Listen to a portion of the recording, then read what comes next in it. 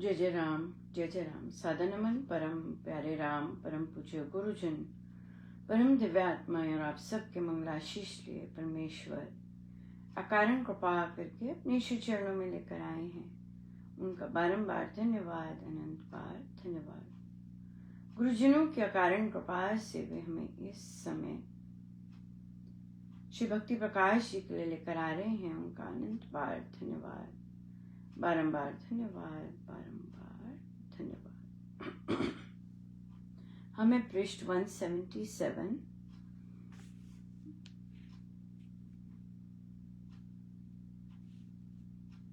दोहा number है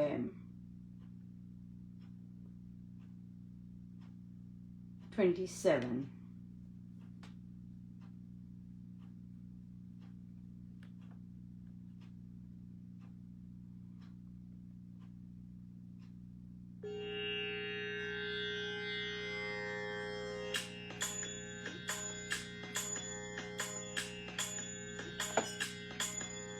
मैं तेरी तू मेरा राम, मैं तेरी तू मेरा राम, मैं तेरी तू मेरा राम, मैं तेरी तू मेरा राम, मैं तेरी तू मेरा राम, मैं तेरी तू मेरा राम, मैं तेरी तू मेरा राम, मैं तेरी तू मेरा राम, मैं तेरी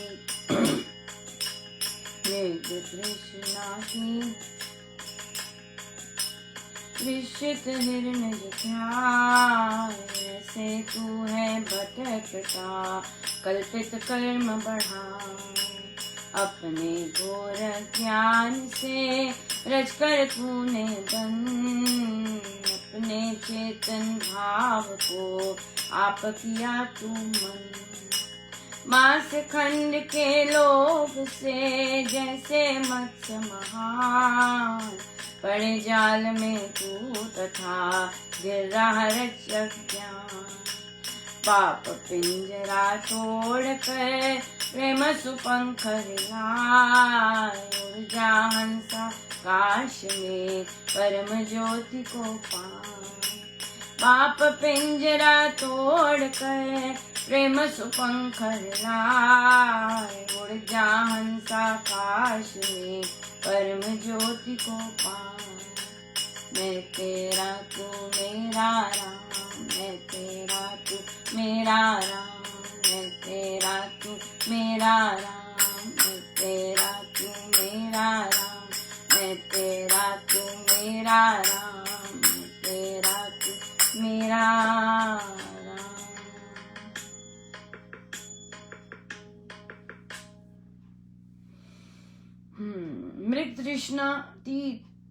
मृग तृष्णाती देख कर त्रिषित हिरण जो ध्याए, ऐसे तू है भटकता कल्पित कर्म बढ़ाए।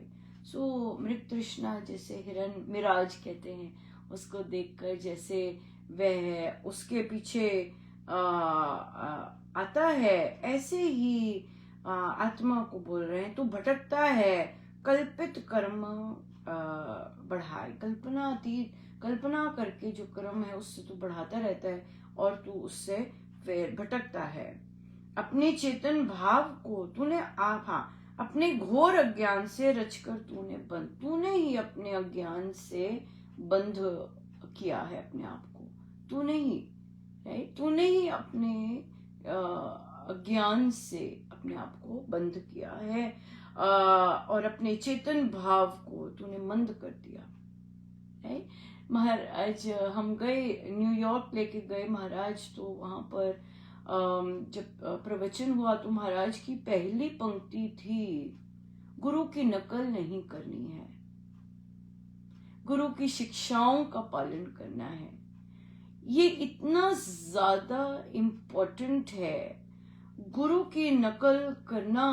देखिए बहुत सिंपल सा एग्जाम्पल है, हम लोग बैठकर करते हैं, राइट। हम लोग ग्रंथों का एक एक वर्ड का पाठ करते, राइट। तो अगर मैं किसी से कहूं कि अच्छा बोलो भाई तुम मानते हो कि महाराज गुरुजन तुम्हारे अंग संग है? हाँ अनुपमा, बिल्कुल मानते हैं। बिल्कुल। अच्छा, तुम मानते हो कि वो सुनते हैं? हाँ बिल्कुल।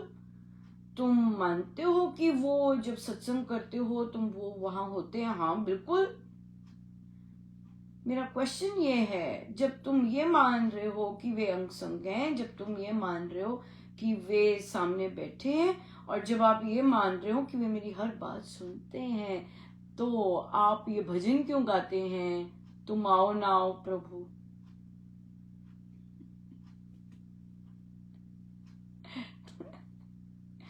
सिंपल क्वेश्चन है, राइट? आप मान रहे हैं कि वो मेरे अंग संग है, मेरा हर भाव, मेरी हर चीज मेरे को करवा रहे हैं और सब कुछ कर रहे हैं। तो जब आपका आपका मन इन भावों में है, तो आपका जो एक्शन है, आप ये क्यों गा रहे हैं, तुम आओ ना आओ प्रभु, या कभी तो तुम आओ? हाँ या तुम अगर कभी आओ तो चाहे मैं तुम्हें बुला रहा हूं, तुम आओ ना आओ। जबकि आप जो प्रैक्टिस कर रहे हैं वो तो बिल्कुल अलग है। आप तो प्रैक्टिस कर रहे हैं कि महाराज है, मेरे अंग संग है और आप भजन गा रहे हैं, तुम आओ ना आओ। तो ये जो है इसे कहते हैं पराभक्ति, जब हम समझ कर साधना करते हैं, राइट? समझ कर साधना करते हैं। तो ये बहुत इंपॉर्टेंट है कि हम गुरु की नकल ना करें, गुरु की शिक्षाओं को फॉलो करना है। अगर हम शिक्षाओं को फॉलो करते हुए अभी वहां नहीं पहुंचे, इट्स फाइन राइट? क्योंकि ये जर्नी है, ये जर्नी है। इस तरह से जैसे कि स्वामी जी महाराज ने प्रवचन पीयूष में, मुझे ये बहुत पसंद आया था, मुझे 2-3 बार पढ़ना पड़ा था। महाराज कहते, कोई अंधा है, उससे बात ना दिखे तब तो बात बनती है, राइट? कोई बहरा है, उसे बात ना सुने तो बात बनती है। कोई लंगड़ा है, चल ना सके तो बात बनती है। लेकिन जो ये कुछ भी नहीं है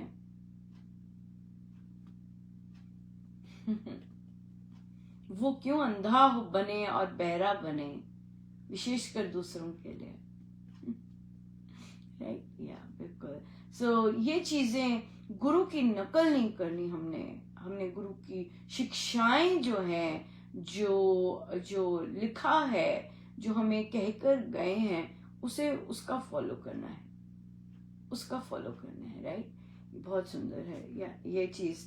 तो इसलिए अपने घोर अज्ञान से रचकर तूने बंद, अपने चेतन भाव को आप किया तू मंद। मांस खंड के लोभ से जैसे मत्स्य महान, पड़े जाल में तू तथा गिर रहा रच अज्ञान। सो मांस खंड, हाँ, देह के, और फिर लोभ से जैसे मत्स्य महान, पड़े जाल में तू यथा गिर रहा रच अज्ञान। उसी अज्ञान में तू पड़ा हुआ, अपना ही रचा हुआ तूने, और वो जाल उसी अज्ञान में बड़ा कंफर्टेबल हो गया है, बहुत कंफर्टेबल हो गया है। पाप पिंजरा तोड़कर प्रेम सुपंख हिलाए, उड़ जा हंस आकाश में परम ज्योति को पाए। ये महाराज यहाँ पे देह को पिंजरा नहीं कह रहे। कई लोग ऐसी पंक्तियां सुनकर सोचते हैं कि देह को बोला है पिंजरा, और फिर वो ऐसे भजन गाते हैं जो कि सत्य नहीं है। महाराज को ऐसे भजन पसंद भी नहीं है। महाराज ने हमारी देह को देव मंदिर बोला है, देवादि देव का, इसे पिंजरा नहीं बोला। पिंजरा क्या चीज है? पिंजरा है कर्म, पिंजरा है अज्ञानता, कि हम उसमें से निकल नहीं पा रहे हैं, उसी घम चक्कर में घूमते जा रहे हैं और कुछ अभ्यास भी नहीं कर रहे, कोई अभ्यास नहीं कर रहे। अंधे हैं, दूसरे अंधे हैं, हम अंधे नहीं हैं। हम सोच सकते हैं पर हम सोचते नहीं हैं, हम बुद्धि नहीं लगा रहे, लगाते भी नहीं हैं, राइट? सो इसलिए ये कौन सा पाप का पिंजरा तोड़कर, क्लियरली लिखा है, पाप का पिंजरा तोड़ना है, अज्ञान का पिंजरा तोड़ना है, असत्य का पिंजरा तोड़ना है। प्रेम सुपंख खिलाए, उड़ जा हंस आकाश में, परम ज्योति को पाए। हाँ, कौन सा आकाश है? इधर मन, राइट? पाप को छोड़कर वो जो भीतर ज्योति है उसकी तरफ आत्मा को कहना है कि वहां जाओ, वहां है, ये पाप को छोड़ना है, राइट? सब बहुत कृपामय रहा, बहुत ही सुंदर है। और ये पर गुरु कृपा से होता है, निरंतर लगे रहना होता है, समझकर साधना करनी है। और महाराज ने जो कहा है कि समझकर साधना हम करें तो बात बनती है, बिना समझकर करें तो बात नहीं बनती है। लेकिन वो कैसे आएगी, समझ भी कैसे आएगी? वो स्टार्ट होता है नियमों से, उनकी शिक्षाओं से, छोटी छोटी चीजों से, बहुत छोटी चीजों से शुरू होता है। या तो बहुत सुंदर। और देखिए, हम बहुत पोस्ट आए और महाराज ने कल न्यू जर्सी का वो अद्भुत वर्णन भी करवाया, बहुत सुंदर। और तो बस सत्संग में वे साधक जी फिर आए। मुझे लगा कि कुछ और है, मतलब वैसी साथ देने आए नहीं। अब इन सोल्स का यूं ही नहीं कोई पर्पस होता, गुरु के काम करते हैं ये। तो क्या था कि जब मैंने परिवारजन को बताया कि ये कि उन्हें पूज्य श्री महाराज के श्री चरण मिले हैं, तो ऑब्वियसली खुशी भी होती है, कंफ्यूजन भी होती है, पता भी नहीं होता कि क्या सोच ज्यादा बुद्धि चल रही होती है। तो फिर वो कहते नहीं पिताजी थैंक यू ही, पिताजी इतने ज्यादा उनके पापा परसिस्टेंट थे, तो गुरु को तो लेना ही था, ऐसा कुछ लिखा। उनके पिताजी को ये लाइन बिल्कुल पसंद नहीं आई।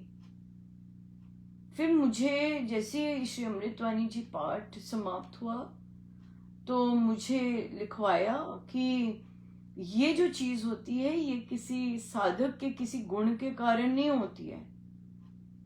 उन्होंने लिखवाया कि ये अकारण कृपा है गुरु की, कि उन्होंने ये उनको बख्शा।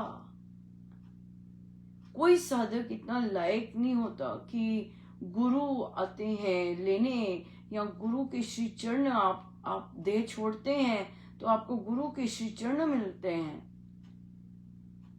तो उन्होंने देखिए कैसे वे अपने परिवार की सोच कैसे निर्मल कर रहे हैं कि गलती से भी कोई और चीज ना आए। वो बिल्कुल कहते नहीं, ये गुरु की अकारण कृपा है जो ये प्रसाद मिला है। ये इसलिए नहीं है क्योंकि मैं ऐसा था या मैं वैसा था या मैं ऐसा था, ऐसा नहीं है। गुरु की अकारण कृपा के कारण ये प्रसाद मिला। इसलिए साधक लोग जब ये कहते हैं मैं ये करता हूं, मैं ये करता हूं, मैं ये भी करता हूं, मैं ये भी करता हूं, इट डजंट मैटर, राइट? और मेन बात है आपका अंदर देखिए, वे क्वाइट, बिल्कुल क्वाइट, और लेकिन वेरी स्ट्रॉन्ग, और अपना पाठ करते रहते। जैसे कोई कहता आप ऐसे नहीं करते पापा, ऐसे कहते नहीं, मैं कर रहा हूं।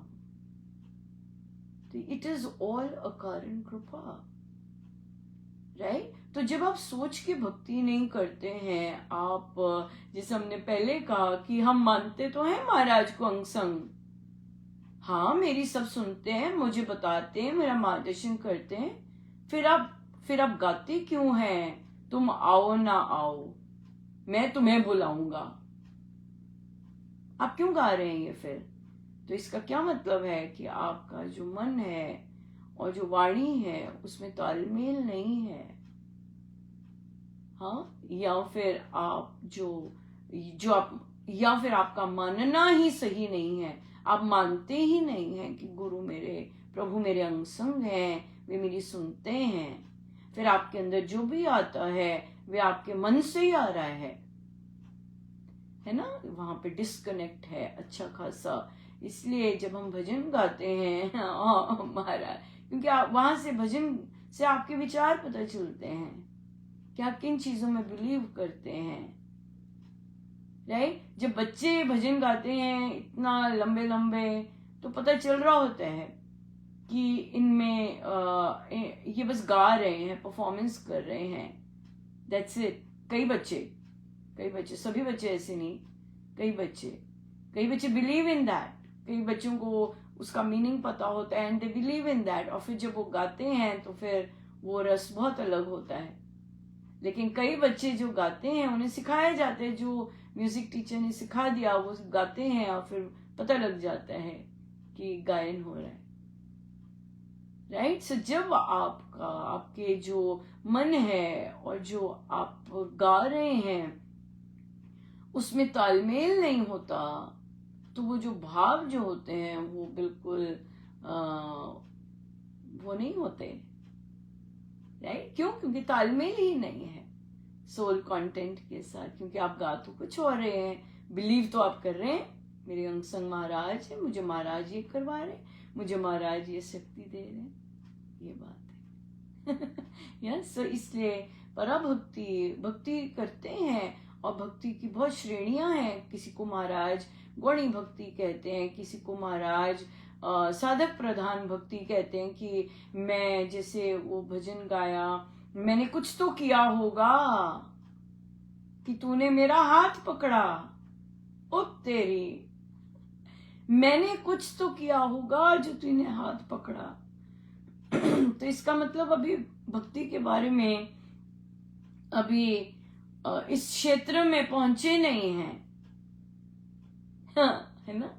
अभी यही सोचते हैं कि मैंने ही कुछ किया है तभी महाराज मुझे दे रहे हैं, जो कि वो साधक जी ने अपने परिवार के लिए कैसा संदेश दिया, अपने लिए भी, अपने लिए, he is gone now, right. तो जब परिवार कह रहे वो तो ऐसे थे, वो तो ऐसे थे, वो तो ऐसे थे, ही कम्स बैक टू से नो, ये जो मुझ पे कृपा हुई है, ये जो मुझे गुरु चरण मिले, ये मैं कुछ नहीं था कि मुझे ऐसे गुरु चरण मिले, यह कारण कृपा है। क्यों? अब क्या है, अब सोल जो है और जो जिनको गुरु कृपा हुई है उन्हें ऑफ कोर्स ज्ञान भी बहुत सुंदर है और वो बहुत अच्छा बता पा रहे हैं। नहीं, बिल्कुल नहीं, ये गुरु की अकारण कृपा है, राइट। सो इसलिए हम चलेंगे आगे। और बात महाराज ने ये जो छेड़ी थी कि हम अंधे हैं, जो अंधा है वो देख नहीं सकता, वो तब तो बात बनती है। हाँ, जो बहरा है वो सुन नहीं सकता, वो तो बात बनती है। हाँ, जिसकी सोच नहीं है, हाँ, मेंटली डिसेबल्ड है, चैलेंज्ड है, वो अगर सोच नहीं सकता तो बात बनती है। लेकिन अगर हमारी आंख है, हमारे कान है, हमारा मुख है, हमारी बुद्धि है, और अगर हम ये सारी चीजें ना करें सही समय पे सही चीजों के लिए, तब तो बात नहीं बनती है। या ऐसे हैं स्वामी जी महाराज, ऐसी है उनकी सोच, अपने लिए चुप रहना लेकिन दूसरों के लिए। इस पर हम चर्चा करेंगे। बहुत बहुत धन्यवाद गुरुजनों का, अनंत बार धन्यवाद। जय जय राम।